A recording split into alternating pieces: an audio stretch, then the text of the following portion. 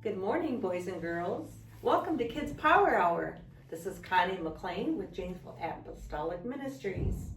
Our lesson today is Joseph forgives his brothers, found in Genesis 44 and 45.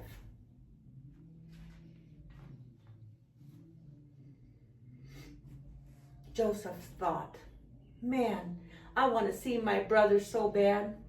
I really want to know if they change for the better, thought Joseph. They don't know I'm Joseph. They seem to be different from when they were younger.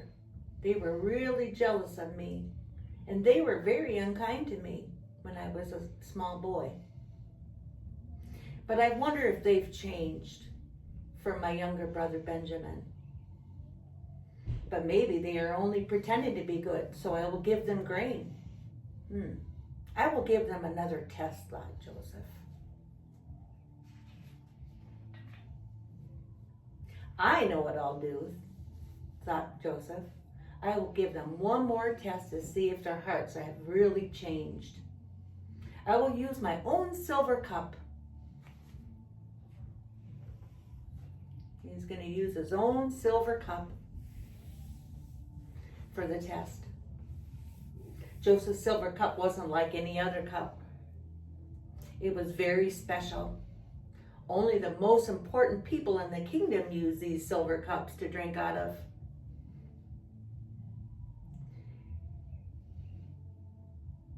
And I hope one of them won't steal it, for if they do, it's a very serious crime.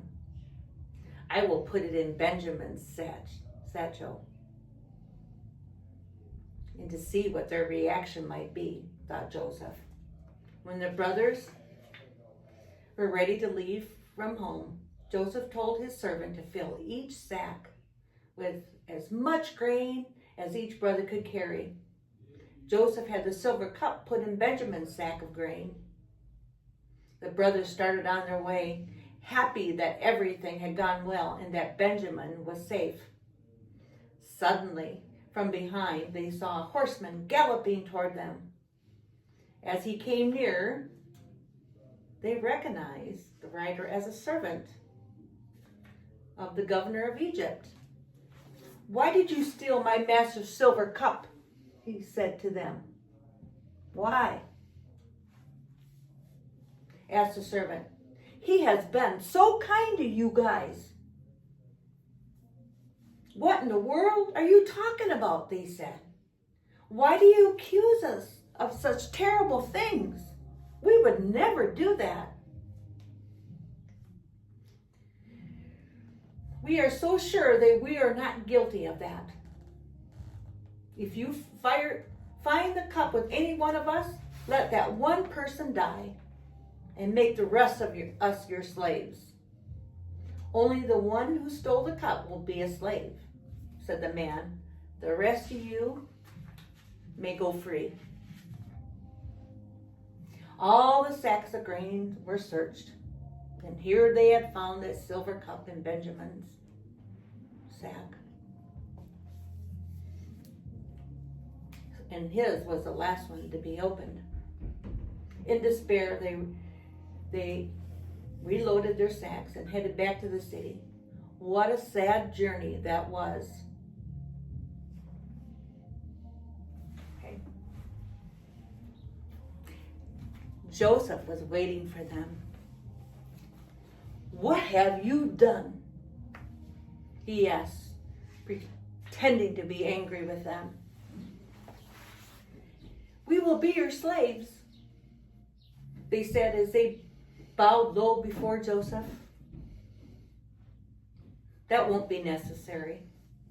Only the one who had my cup in his sack will stay," said Joseph.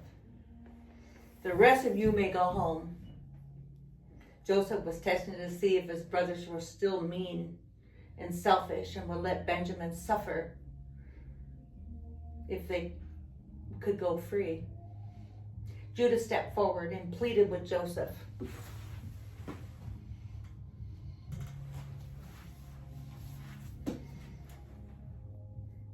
"Please, let me be your slave," Judah said. I will be your slave instead.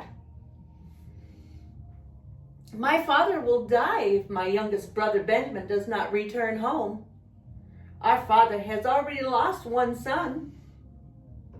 How different Judah was now from the time when he convinced his brothers to sell Joseph as a slave, and then lied to his father about what happened to Joseph.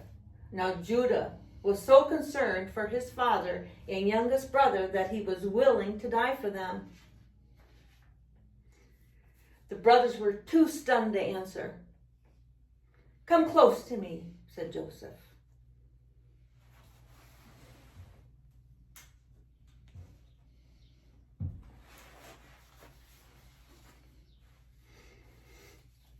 And he held out his arms to his brothers, especially to Benjamin. "Don't be angry that you did such evil deed to me so many years ago, for God had it all planned years ago," said Joseph. "Now I'm here to save your lives. God has seen to it that I become a counselor for Pharaoh." And Joseph now knew that his brothers were better men. Their hearts were changed. Joseph could stand it no longer. "Servants, leave the room. I want only these men to remain." He pointed to all his brothers. Then Joseph started to weep. Can you imagine weeping in front of his brothers? He sobbed loudly, and his brothers didn't understand why. "I am Joseph, your brother," he cried out. "Is my father still alive?"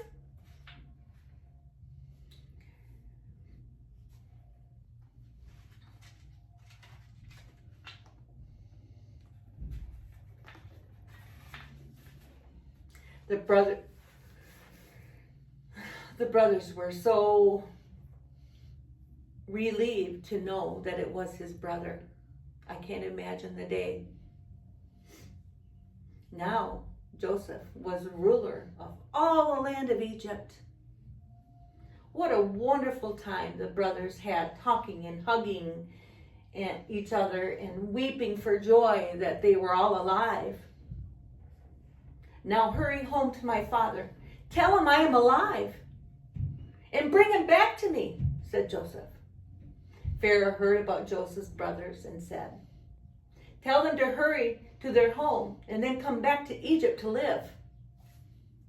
When the brothers arrived home, Jacob couldn't believe Joseph was alive. But when he saw the wagons filled with food that Joseph sent, he began to believe. "It must be true," he said. "Joseph, my son, is alive. I will get to see him before I die." What happiness there was in that home that night. We too must learn to trust God and his perfect timing for our lives. Joseph did, and great was his reward. Joseph forgave his brothers after all the evil they had done to him. That leads me to our memory verse today, which is found in Matthew 6:14. And it says, "If you forgive, your heavenly Father will also forgive you." So Joseph, he trusted God to take care of him and what he needed. So we too must do that also. That concludes our lesson for today. Our next lesson will be when Jacob's family moved to Egypt. Have a good day. We'll see you next time.